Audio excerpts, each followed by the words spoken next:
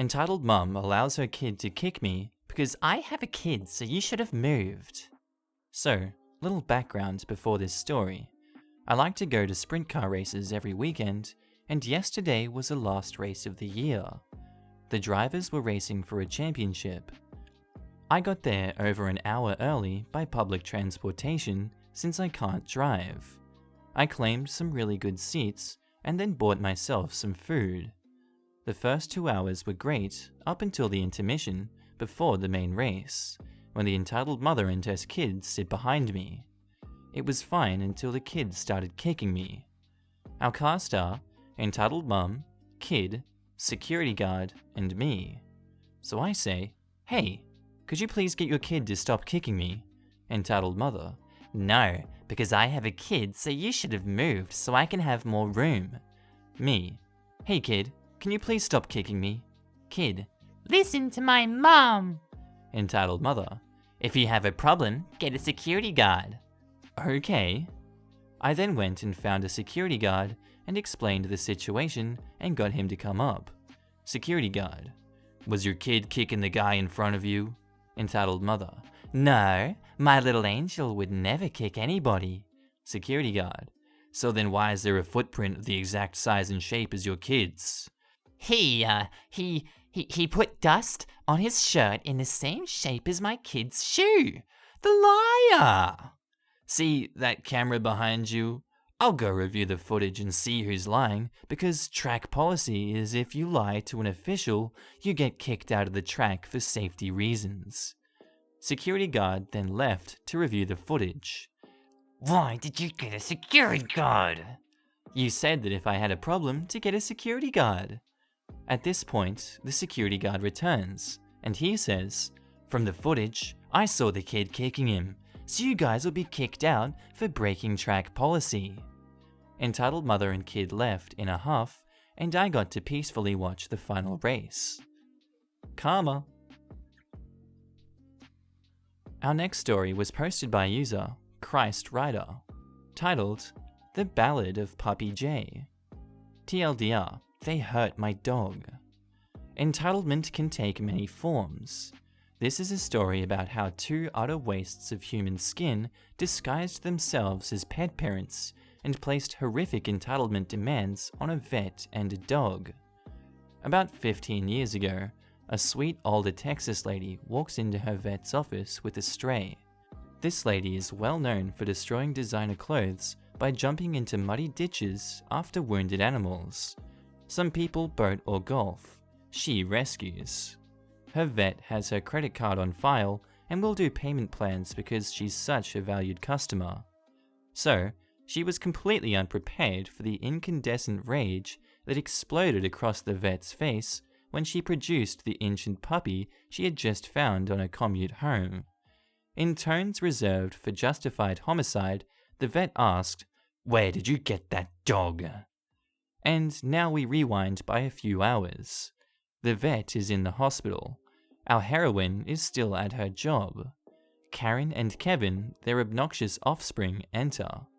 The children have little relevance to the story, other than existing and being Karen's excuse for the entitled stupidity to follow. Karen and Kevin are backyard dog breeders who think the world cannot survive if they don't create a line of terrier and chihuahua mixes. That's a terrible choice. They want to see what the vet can do for puppy Jay.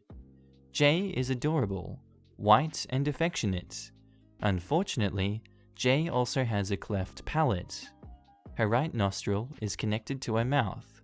When she licks her snout, her tongue comes up out of her nose, and she has one scraggly little tooth that jumps up out of the hole. Karen wants this fixed because it is scaring her children. Her children are currently attempting to disassemble equipment that costs more than their future college tuition, and the vet wishes something would scare them a little more.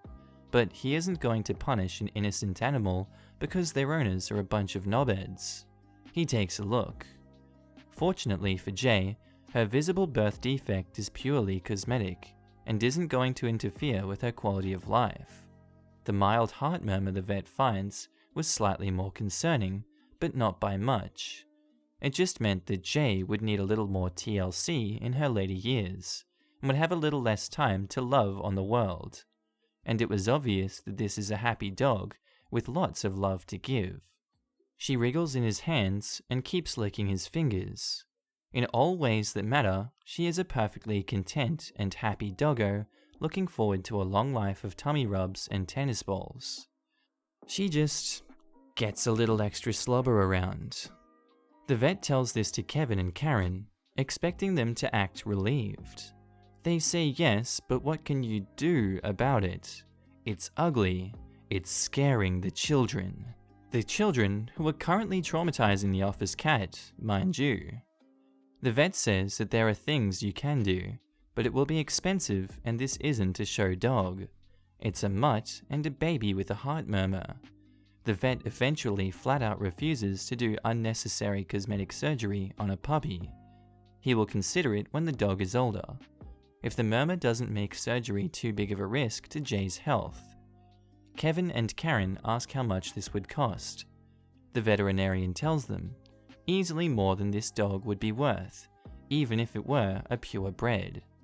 Kevin and Karen talk for a minute.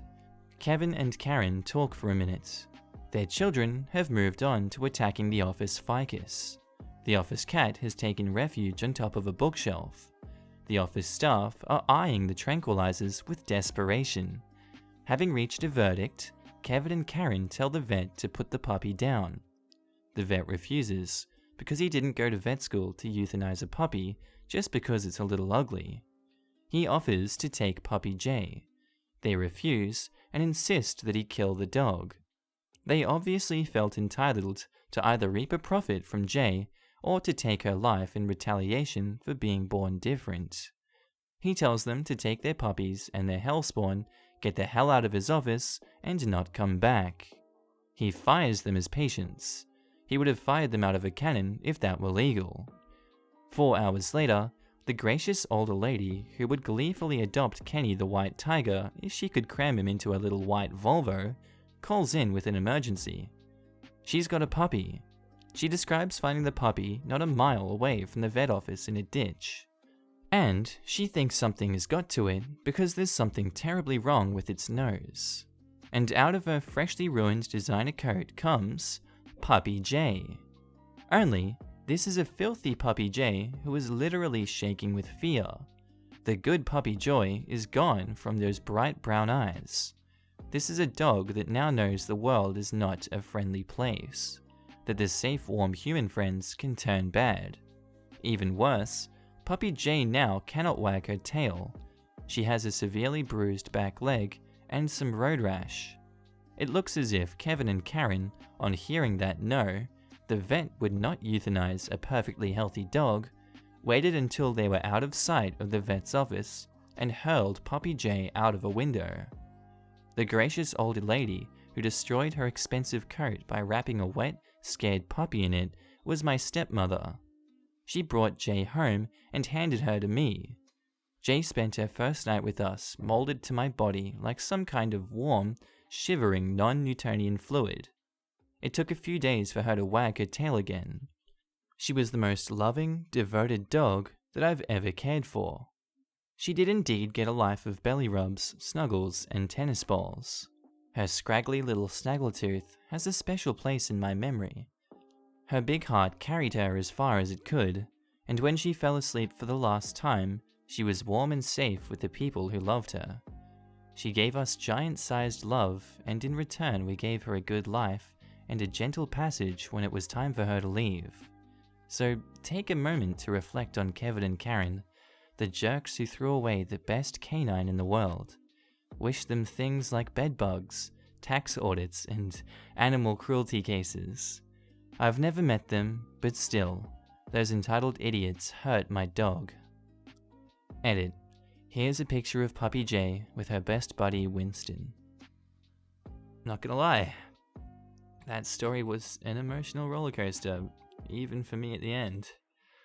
I got really upset there in that last paragraph, but I'm laughing at that tax audits bit. That was nice. Our next story was posted by user KUTM 2019, titled, Drunk Entitled Mother Doesn't Get Her Way, Drives Car Through Front Entrance. This story is unfortunately about my own entitled mother, so strap in peeps, it's a long one. Backstory. My mother is a recovering alcoholic, but during this story she was still drinking very heavily. This happened when I was 12, which was about 8 years ago. I was living with my father and my mother was living God knows where. My father's mum had just passed, and we inherited her collections of different expensive statues and figurines. If I had to guess, the most expensive collection has over 100 figurines in it, and it costs a total of around $250,000. This is important for later. Story. I had just gotten home from school at around 3:30, when I hear this heavy knocking on my door. Scratch that, it was more of a banging on the door. I walk over to the door, look out the window, and see my mother, Karen, standing there looking calm. I open the door and the following interaction occurred. Our cast are entitled mother with a Karen, dad, my father, and me, a burnt nugget. Karen goes, "Opie, how are you doing?" Me, "I'm doing great. What brings you round?" Karen, not caring about my response, "Is your dad home?" "No, he's at work till 4:45. What do you need?" "Okay, can you let me in for a sec? I gotta grab something." No, Mum. What can I grab for you? I probably know where it is. I do live here." "No, that's okay. Just let me in and I can grab it. You wouldn't know what to look for." "Well, Dad told me not to let you in unless he was here, so I can't. Again, what is it? I can grab it." Karen is not happy with this answer, and I can see her face switch from kind of calm to irritated and hateful. "Look, OP, your dad doesn't know what he's talking about. I am your mother, and I'm allowed in the same living space as my child." "Mum, really? Dad said you can't come in unless he's in here." "Well, I'm coming in and you can't stop me. I'm your mother. You have to listen to me and let me in." "No." I go to close the door, but she forces her way in the house. As soon as she is in, she starts marching around, looking for something. At this point, I didn't know that she was looking for the collection of figurines. "Mum, if you don't leave right now, I'm calling Dad and then the police. You can't be in the house." "If you're in here, I can be in here too. Your dad isn't here to stop me, and the police wouldn't do anything because you're my kid." At the moment, she spots the figurines. I watch her run over to the cabinet holding the figurines and open the first one. When she picked up one, I knew what she wanted. "What are you doing? Put that back. It's not yours, that was Grandma's." "No, I need this. It's gonna help me pay for bills." She actually meant alcohol. "As your mum, I can borrow this for myself. You wouldn't want me to starve, would you, OP?" "Well, no, but that belonged to Grandma, not you. You can't take that. It'll make Dad very sad. Put it back, please." "No, I need it. Your dad wouldn't notice as long as you don't tell him. Do you want to make your dad sad, OP? It would be all your fault. I think he would actually be mad at you since you didn't help me." "That's not true. Give me the figurine and leave." I reach for the figurine, but she jerks her arm back, right into the open cabinet with the other figurines. I watch as one rocks back and forth, and then falls to the ground. It feels like time has stopped. When it hits the ground, it just shattered. These are crystal figurines. I am devastated. Not only did one of my deceased grandma's figurines just break, this one is special because it was the one that I had picked out when we were looking. Of all the ones to break, she broke my figurine. I just started screaming at her. "Look what you did! You broke it! How could you do that? Do you know how important that was to me?" Karen, rolling her eyes at me. "Well, that one was cheap, so of course it would break. Next time, get a more expensive one, OP. Now, I'm gonna take this one and leave. You need to leave now." She starts walking towards the door with that figurine. I am following, waiting for the perfect moment to strike. As she walks through the door, she is transferring the figurine to her purse. I reach forward and snatch it out of her hand. She whips back around to start screaming at me, but I slam the door in her face and lock it. She starts banging on the door, yelling to be let back in. As in, she's screaming through the door. I call my dad to let him know the situation. Dad. Hello? Me. Dad, this is OP. Mum's here. She's trying to take a figurine and she broke another one. Did you let her in? No, she forced her way in. Are you okay? Yeah, I'm fine. I'm upset because she broke the one that I picked out with Grandma, but I'm okay. Is she still there? Yeah, she's at the door screaming at me. While this call is happening, she's still pounding on the door. She starts threatening me, calling me names, saying just really hateful things. Then she says something I'll never forget. Karen. If you don't let me in this instant, I'm going to drive my car through the front door. Listen to me. I'm your mother, and you have to do as I say. If you're gonna tell your father about this...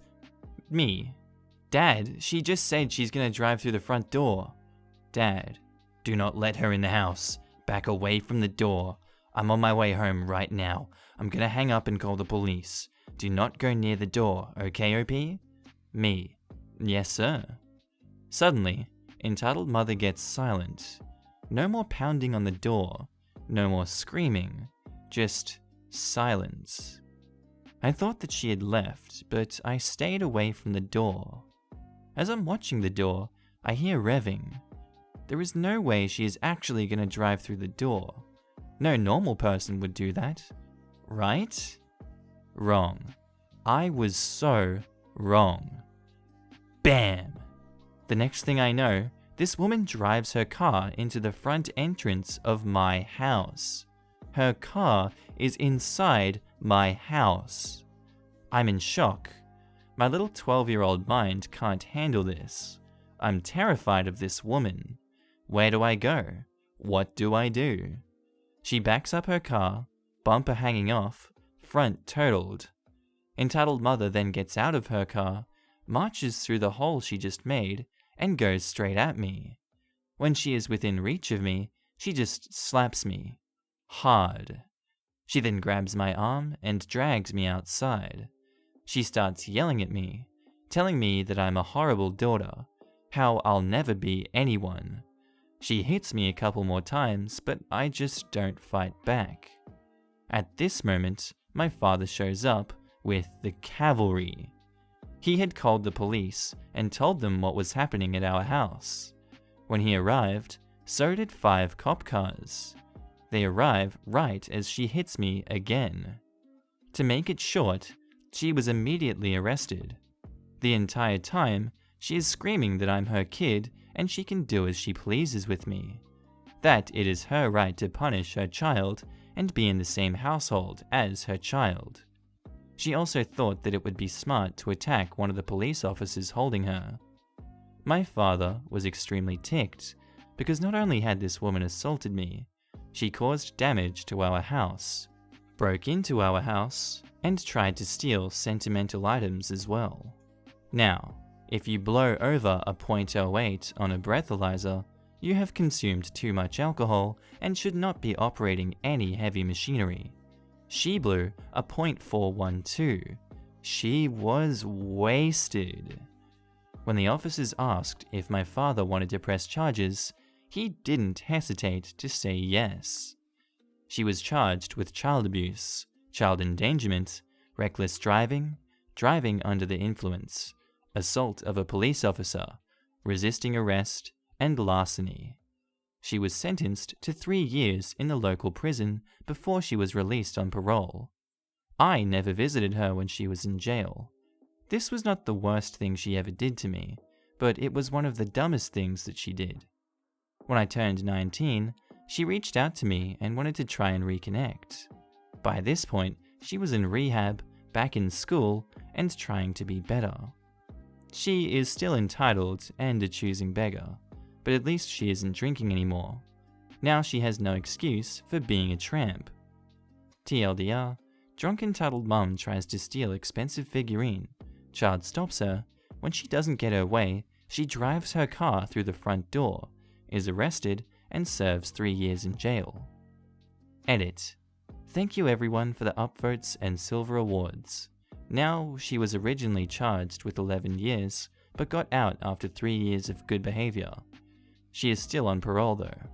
From my dealings with her, and also working at a hospital while 0.4 blood alcohol content may kill some people, a heavy drinker like her can still function at that level of intoxication.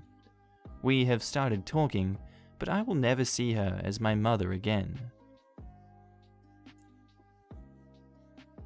Our next story was posted by user Dier_B_Tiz, titled, Entitled Aunt Falsely Accuses My Mother for Child Abuse. Background information. The incident happened at my dad's home during a Christmas party. I was a little over a year old at the time.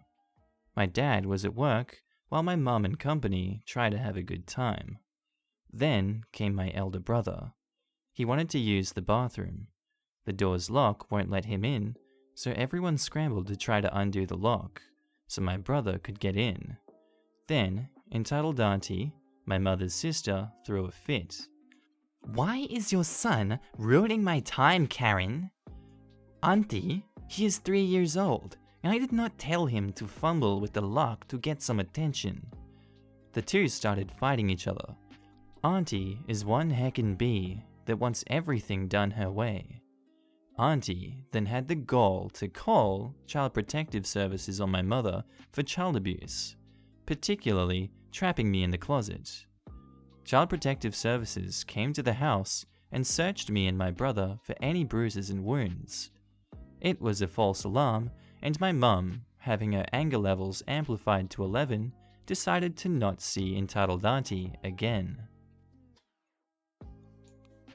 Our next story was posted by user WarMachine83UK, titled, Of Course She's a Child. I witnessed this a few months ago. I catch the bus to work. A woman gets on with a teenage girl who is her daughter. She asks for one adult and one child. The driver states that the teenager looks a little too old for a child ticket. The parent insists she's 12. She looked old enough to vote. The driver asks for ID, which of course they don't have. Driver says they have to buy adult tickets. The mother stamps her foot and refuses to move until she is sold one adult ticket and one child ticket. Driver says, "You have 3 seconds to get off my bus before I call the police." Karen, "Fine, 2 adult tickets." Driver, "No. You're not getting on. Get off the bus now. You can catch another bus, but not mine." The mother and daughter step off the bus, and the bus sets off. The daughter looked mad that the journey had been delayed by her mother's penny pinching. Sorry, it's not more exciting. Reality is often dull. And as Thanos said, reality is often disappointing. And our last story was posted by user Monty Yu Yi, titled, Entitled Tramp Calls My Nephew a Moron. I was babysitting my nephew, and he's only 9, but despite that, he's on integral calculus, and plans on going to college soon. He went from 5th grade to graduating high school in less than a year, so you'll see why I got mad. I saw something online about a private STEM school thing, where these kids would take short lessons of stuff that they're interested in, cause the local school needed more children. I asked the parents if I could take him there, and they said yes.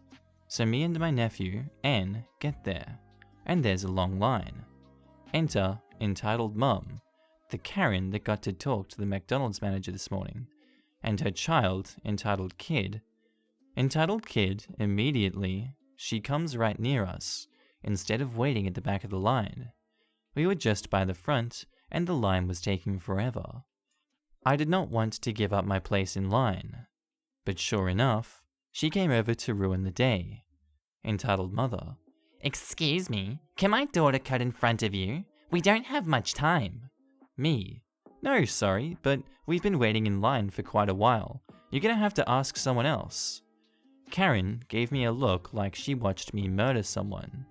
Karen: well, I don't think your kid can compete with these children, especially not with my darling. Entitled Kid: yeah, that idiot can't do 1 + 1. Nephew: excuse me? Me, getting angry: who the frick do you think you are? Don't call my nephew an idiot. It turns out he is very bright. Entitled Kid and Karen: yeah, right. Entitled Kid is a little genius, much smarter than this old hog. Entitled Kid has an IQ of 153. Me: I don't bloody care. You're not getting this spot. And I would like it if you leave. My nephew might be turned into a moron just listening to you. Karen: if Entitled Kid gives nephew 5 science questions and nephew fails 1, Entitled Kid gets in front. Deal? Me: yeah, as long as nephew can do the same with Entitled Kid. Karen gives me a sour look and agrees. Entitled Kid gives nephew the questions, and she's surprised. She is really smart. Nephew answers each one flawlessly, and the look on Entitled Mother's face is priceless. She screams at the top of her lungs. We get a rematch. I tell her if Entitled Kid can answer 1 of nephew's questions, she goes in front. She agrees and looks smug. I tell nephew not to go easy on her. Nephew gives the questions, and Entitled Kid didn't get 1 of them right. Me and nephew laugh, and Entitled Mother is taken out by security because she's flailing her arms around screaming, "You guys cheated!" This story must have been so amazing as it played out in your head when you completely made that story up, OP. Congratulations. I hope you guys enjoyed that video. Tell me what you thought of it in the comments, and subscribe if you liked. Have a good day. Bye.